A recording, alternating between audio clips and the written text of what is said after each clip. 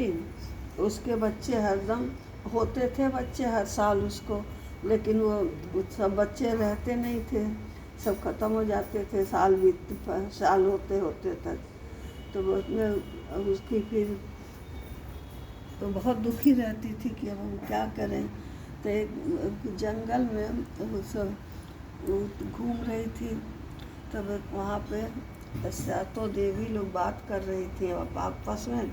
अब फिर छठ का त्यौहार आया तो बड़ी दुखी थी कि अब फिर हम क्या करेंगे, पूजा तो कर लेंगे लेकिन फिर हमारा बच्चा नहीं रहेगा। फिर उसका छोटा बच्चा था, तो दुखी मन से जंगल में बैठ के रो रही थी। तो देखी कि अब तो सातों देवी लोग आपस में बात कर रही हैं। तो उसमें तब कह रही थी कि अरे बेचारी इतनी दुखी रहती है, हर साल उसको बच्चे होते हैं लेकिन रहता कोई नहीं है। छठ माता जो हैं सब बच्चों को उसके उठा लेती हैं जाके।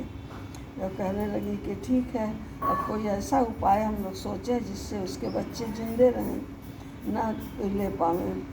तो एक माता कहीं कि अच्छा चलो ऐसा उसको बता दिया जाए। आई बैठ के जंगल में सुन रही थी, सब रो रही थी, सुन रही थी। और उसे आपस में लोग बात कर रहे थे कि अगर उसके बच्चे को कोई ऐसा बता दे, उसके घर में इंतज़ाम हो जाए कि भीगे पानी बरसते में सूखी रुई मांगो, छठ महारानी मांगेंगी जाके उससे। सब अनहोनी चीज़ मांगती थी।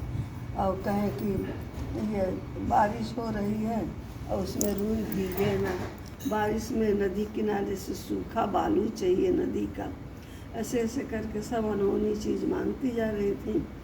तो वो ये क्या कि सुन ली थी सब चीज़, तो सारा सामान का इंतज़ाम घर में करके रख ली थी। रुई रख लिए थी और बालू निकाल के सुखा के रख लिए थे इसी तरह से। तो अब फिर कहीं कि उनके रास्ते में जो इनके घर के तरफ रास्ता आता है, उसमें खूब बड़े बड़े नादा में खूब सारा खाना बना के, दाल चावल कढ़ी सब्जी सब रास्ते भर बड़े बड़े नादा में रख लें। तो जब भूखी प्यासी आएंगी छठी माता तो सब खाती जाएंगी, तो पेट उनका भर जाएगा एकदम। फिर आएंगी तो फिर बच्चे से मांगेंगी कि अब बच्चा हम खा तो लिए बहुत, अब हमको ये चीज़ ले आके दो।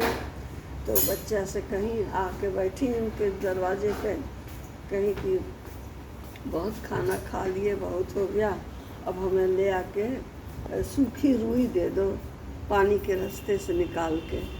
तो वो ले आई, छुपा के रुई की तरह उनको दे दी।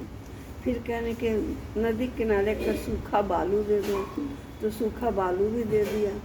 तो छठ महारानी जब सब चीज़ मांग मांग के थक गई, देखी कि सब दे रही है, गांठ बांधी।